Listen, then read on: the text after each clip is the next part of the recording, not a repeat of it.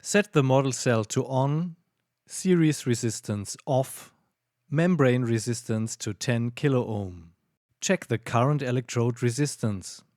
It should be 1 megohm with the connected model cell. Now check the resistance of the potential electrode.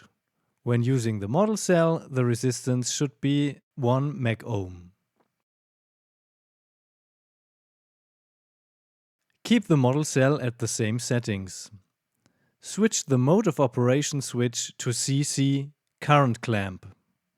Now apply a holding current of 1 microampere. To do so, dial the hold potentiometer to 100 and set the polarity switch to plus.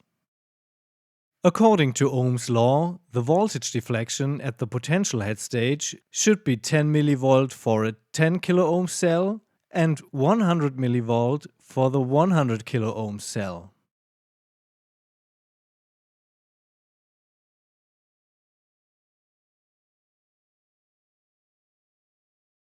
You can use a signal generator and an oscilloscope or a data acquisition system to generate a test pulse. Here we apply a 2 microampere test pulse with a length of 20 milliseconds. According to Ohm's law, this pulse should cause a voltage deflection of 20 mV in the model cell set to 10 kΩ.